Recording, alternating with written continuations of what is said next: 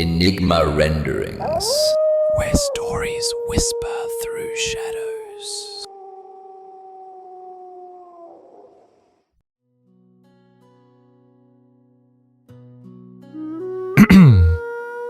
Greetings, listeners of the unknown, and welcome back to Enigma Renderings, where stories whisper through shadows. For those learning English, let this be your companion, where language immerses you through sound, tension, and silence. You're listening to Enigma Renderings, your home for cinematic storytelling in English. In the previous part, we began Rabindranath Tagore's The Lost Jewels, better known as Monihara. We split the story into two chapters. The first chapter, The Lost Jewels, The Vanishing, took us into a lonely mansion by the river and into the quiet, troubled marriage of Fanibhushan and Manimalika. We watched as pride hardened, as trust broke, and as Manimalika vanished into the night, leaving behind no letter, no witness, no trace. Which boat, which boatman, which route? The river held its secrets, and with each passing day, the silence grew heavier. But stories like this don't end with a disappearance. Sometimes, a vanishing is only the beginning. So today, we return with the second part of Tagore's haunting tale, The Lost Jewels, The Return. Tonight, we go back to Bengal, to the rain-soaked night of Janmashtami, a night when hope had faded and Fanibhushan stepped into his abandoned bedroom for the first time since she left. A night when the walls seemed to breathe, when footsteps stirred in empty corridors, and when the sound of jewelry began to echo through the dark. In this chapter, love gives way to obsession, and memory becomes something colder, older, and deeply unsettling.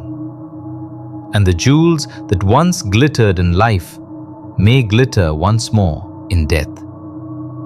So dim the lights, slow your thoughts, and open your ears.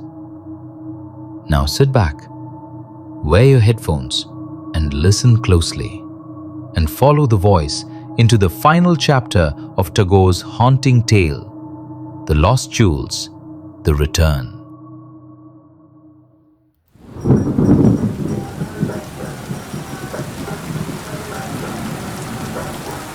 Having lost all hope, one evening on Janmashtami, in the middle of unceasing rain, Fani entered his abandoned bedroom. In a nearby field, a fair was being held.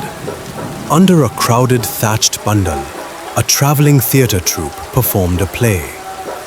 Through the sound of heavy rain, faint lines of singing floated into his room. The window shutters hung crooked from broken hinges. He sat in the dark beside that window. The monsoon air, the spray of rain, and the distant theatre songs entered the empty room.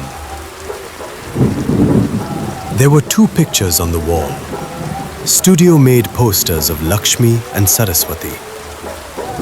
On the clothes stand hung a towel, a gamcha, a freshly folded sari and blouse, ready to be worn. On a small table in the corner stood a brass box of betel leaves, now dried out.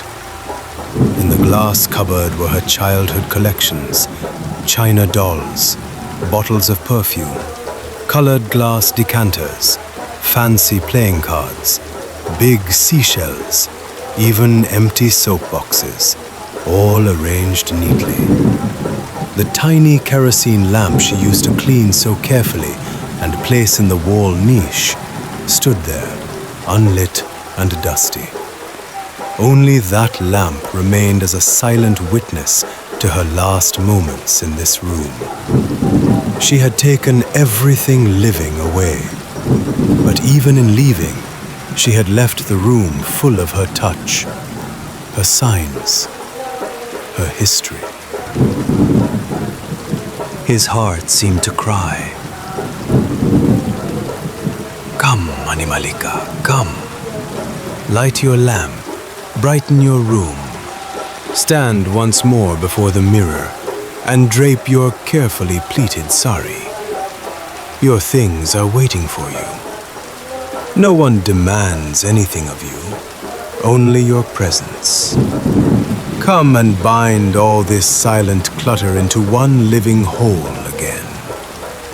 Without you, the wordless objects cry, and this home feels like a cremation ground.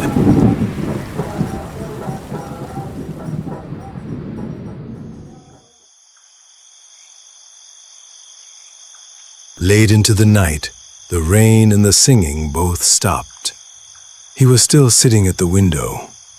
Outside, the darkness was so dense that it seemed like the black gate of the underworld itself had risen in front of his eyes.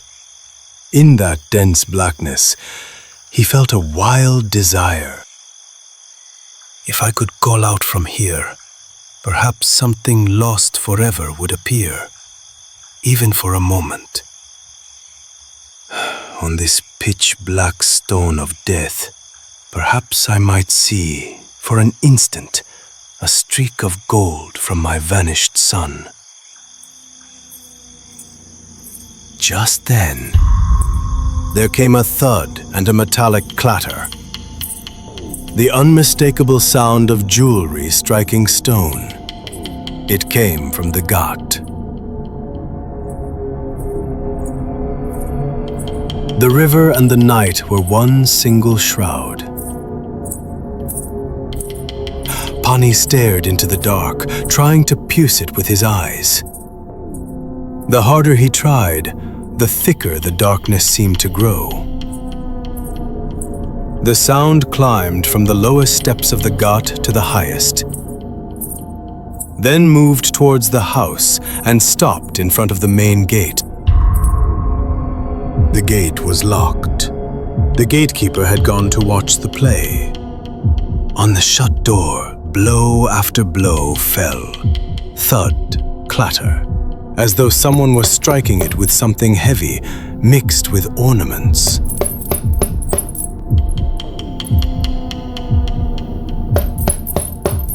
Fani could bear it no longer. He ran down the unlit corridors, down the stairs, and reached the gate. The door was bolted from outside. He grabbed it with both hands and shook it violently.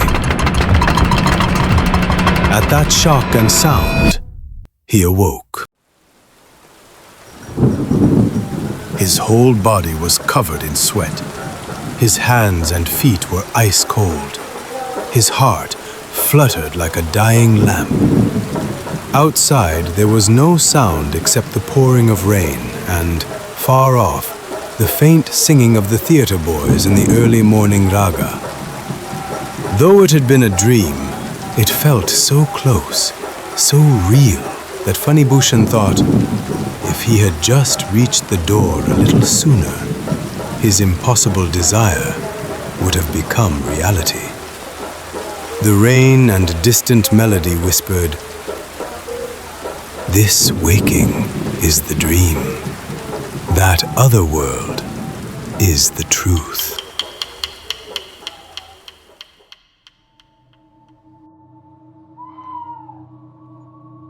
The next night there was another performance, and the gatekeeper again took leave to go to the fair.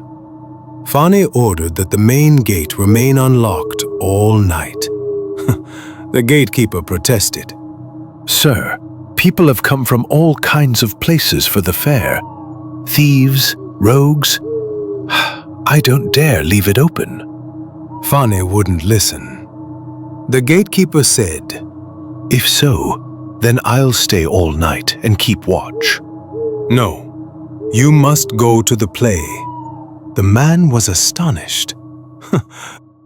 That evening, he extinguished all lamps and sat by the bedroom window again. There were patches of cloud, but the air was washed clean, and the stars shone with sharp brilliance. It was the 10th lunar day of the dark fortnight. Moonrise was still far away. The fair was over for the night, but the theater continued. Once again, frog calls and shrill singing filled the damp air.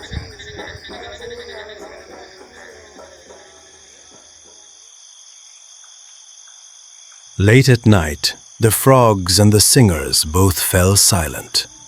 Another darkness came, thicker than before, overlaying the first. He knew this was the moment.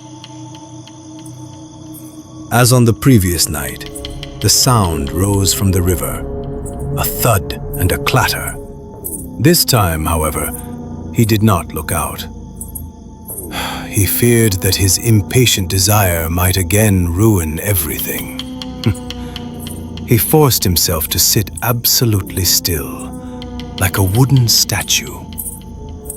The sound climbed the steps, passed through the open gateway, and entered the inner courtyard. It rose through the spiral staircase, circling upwards. His chest heaved, his breath caught. The sound crossed the upper veranda, approached the bedroom door, and stopped. Only the threshold remained. He could not control himself anymore. His pent-up emotion burst forth. He leapt up and cried out, "Moni!" At that very cry, he woke. His own voice still echoed around the room. The window panes trembled with it. Outside, the frogs were croaking and the theater boys were singing their worn-out songs. He struck his forehead with his hand.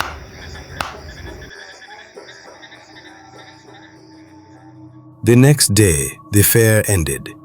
The shops and the theater troupe left. That evening, Fani ordered that after sunset, he would stay alone in the house. All servants must leave. They thought, the master must be performing some tantric ritual. He fasted all day. In the deserted house, after nightfall, he sat again by the window. This time, there were no clouds. The stars blazed in the clean sky. The 10th day's moon would rise late. The river was full, but no boats remained. Everyone had gone. The village, exhausted by 2 sleepless nights of festival, lay in deep slumber. He leaned back on a chair and looked at the stars, remembering his college days, when, at 19, he lay on the grass by the lake at Dalhousie Square, staring at the same stars and thinking of a 14-year-old girl in a riverside village. Mani Malika. Back then, his longing had been sweet. The stars trembled like notes of spring music in his heart. Now, the same stars seemed to write in fire across the sky. This world is a strange place indeed.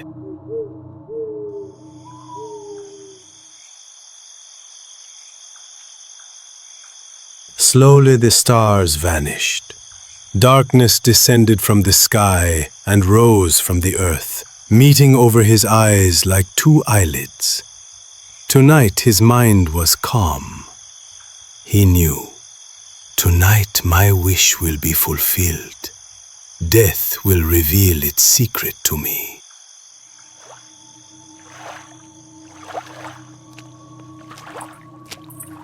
From the river, the familiar thud and clatter echoed again.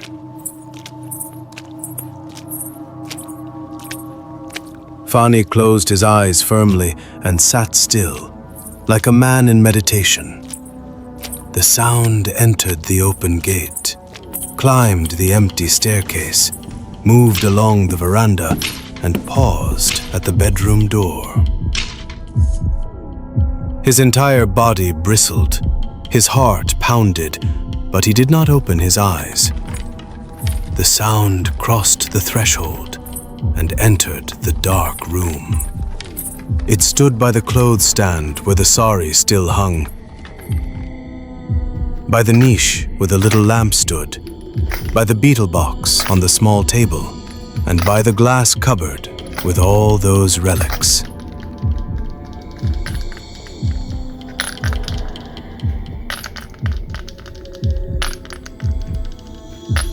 Then it came very close to him and stopped. Now Fani opened his eyes. The light of the newly risen moon entered the room. In front of his chair stood a skeleton. On all 10 of its fingers glittered rings. Bracelets circled its wrists. Armlets coiled around its forearms. Necklaces hung around its neck. Ornaments crowned its skull. From head to toe, every bone wore a jewel of gold or diamond. The ornaments hung loose, rattling, but did not fall off. Most terrifying of all, its eyes were alive. The same dark pupils, the same long lashes, the same steady, calm, shining look he had first seen years ago in a brightly lit music hall when the band played a slow Sahana raga and a young Mani Malika, radiant and fresh, walked in.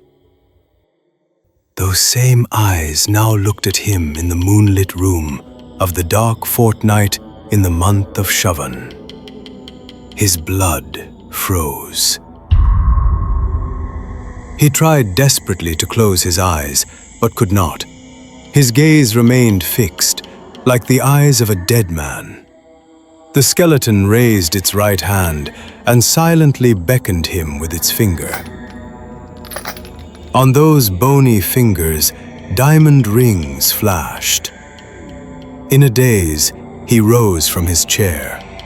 The skeleton turned and walked towards the door. Every step rang with the sound of bone striking bone, jewel striking jewel. Like a doll bound to strings, he followed it. They crossed the veranda, descended the spiral stair, walked through the dark inner courtyard, past the empty gate, onto the gravel path in the garden. The gravel crunched under the bony feet. Through the thin, broken light filtering through the trees, through the thick monsoon smell and the swarms of fireflies, they came to the river Ghat. The skeleton stepped down the very steps from which the sound had first risen on the other nights. Down, step by step, it went. The full monsoon river flowed fast, a strip of moonlight lying across it like a shaken sword. The skeleton stepped into the water. Fani followed. The instant the cold water touched his feet, his trance broke. His eyes cleared. The skeleton was gone. Before him, only the quiet trees on the opposite bank and the bit of moon hanging in the sky. Shivering violently, he stumbled forward into the current. He knew how to swim, but his nerves no longer obeyed him. He hovered for a moment on the brink between waking and dreaming, then sank into the bottomless sleep from which there is no return. The schoolmaster ended his tale. Immediately, I realized how quiet everything else had become. For a long time, I said nothing. In the darkness, he could not see my face. At last, he asked, "Did you not believe the story?" "Do you believe it?" "No. Why should I?" Let me give you a few reasons. First, Mother Nature is not a novelist. She has too much work. She doesn't craft such dramatic ghost stories. Second, my name is Fani Bhushan Saha.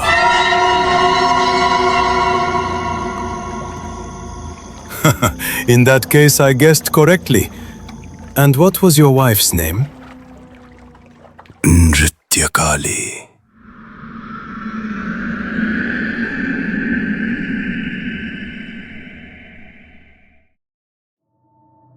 Some stories end quietly, not with answers, but with echoes. Tonight, we reach the final steps of Rabindranath Tagore's The Lost Jewels, a tale where love, pride, desire, and guilt shaped a fate no one could escape. Through the silent rooms of that abandoned mansion, through the echo of footsteps on the stairs, and through the shimmer of jewels that refused to rest, we witnessed a return that was not of this world. In Tagore's universe, the past never sleeps. It waits, it whispers, and sometimes it finds its way back home. If you felt the chill, if the story lingered in your mind, then you have walked the same path as Fani Bhushan, caught between memory and the unknown. Thank you, listeners, for joining me on this journey through shadows. This has been Enigma Renderings, where timeless stories breathe again through voice, sound, and silence. More tales are already waiting, from Bengal, from across India, and from the far corners of world literature. Until then, dim your lights, guard your footsteps, and remember, some jewels are never truly lost. Good night from Enigma Renderings.